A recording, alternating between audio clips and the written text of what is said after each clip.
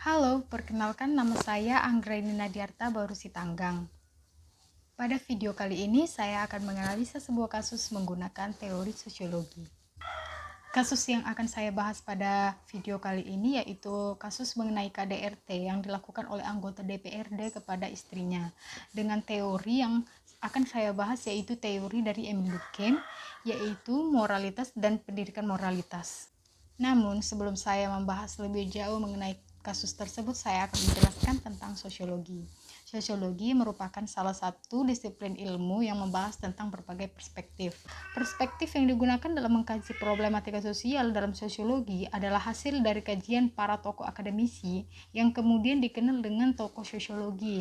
Dan Emile Durkheim merupakan salah satu tokoh dalam sosiologi. Emile Durkheim lahir di Prancis pada tanggal 15 April 1858 dengan nama lengkap David Emile Durkheim.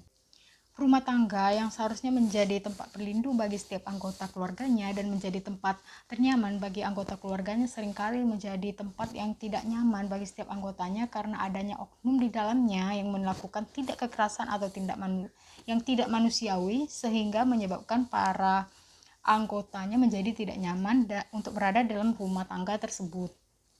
Seperti yang dilakukan oleh anggota DPRD berinisial RGS yang melakukan tindak kekerasan kepada istrinya yang berinisial LK. LK melaporkan tersangka RGS pada tanggal 1 Juni 2021 yang lalu atas tindak kekerasan yang dialaminya.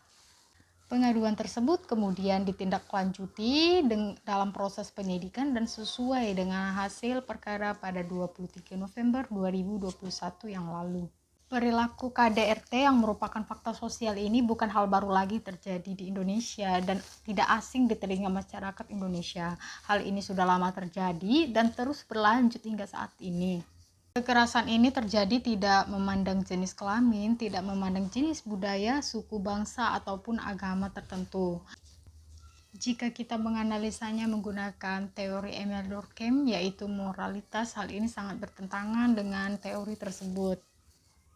Hal ini dikarenakan Emile Durkheim mengatakan moralitas yaitu berisi nilai-nilai, kaidah, atau norma-norma yang seharusnya diterapkan di dalam kehidupan bermasyarakat. Sementara tersangka RGS melakukan tindak kekerasan kepada istrinya berinisial LK dan hal tersebut tentu saja tidak bermoral. Tindak kekerasan yang dilakukan oleh tersangka RGS kepada LK bertentangan dengan teori dari Emile Durkheim tersebut, yaitu moralitas dan pendidikan moralitas.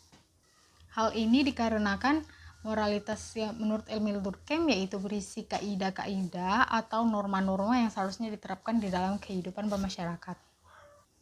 Sementara perilaku yang ditunjukkan oleh tersangka RGS kepada LK tidak menunjukkan adanya norma-norma atau kaidah-kaidah yang ditanamkan di dalam diri dari RGS tersebut.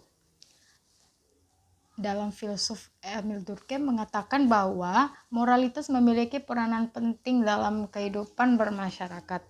Menurut Durkheim, moralitas mengajarkan kita untuk tidak bertindak sesuai dengan keinginan kita sesaat saja.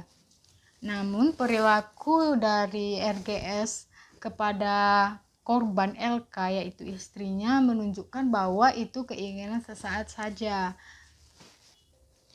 Perempuan seringkali dianggap lemah, oleh karena itu perempuan seringkali mendapatkan tindak kekerasan dari orang atau makhluk atau kaum yang lebih kuat daripada dirinya, misalnya laki-laki.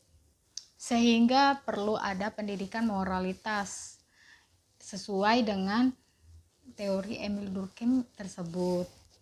Pendidikan moral, oleh karena itu kita dapat memahami bahwa moralitas perlu di dalam kehidupan bermasyarakat karena ada norma-norma yang mengatur setiap tindakan yang kita lakukan agar kita tidak semena-mena terhadap orang lain. Pendidikan moralitas tentunya akan mengajarkan kita tentang kedisiplinan, tentang cara berpikir, bertindak atas dasar bersama bukan kepentingan pribadi saja. Sehingga apabila pendidikan moralitas ditanamkan sejak dini, kemungkinan besar tindak kekerasan dalam rumah tangga ataupun dalam bertindak kepada sesama itu kecil terjadi. Oleh karena itu, penting adanya moralitas atau pendidikan moralitas yang harus kita tanamkan di dalam diri kita agar kita tidak bertindak semena-mena terhadap orang lain ataupun sekitar kita yang menimbulkan ketidaknyamanan dari orang lain kepada kita, sehingga kita tidak melakukan tindakan yang berlebihan atau dapat menyakiti orang lain. Sekian video penjelasan dari saya. Kiranya ada salah kata atau kekurangan dalam video saya mohon maaf.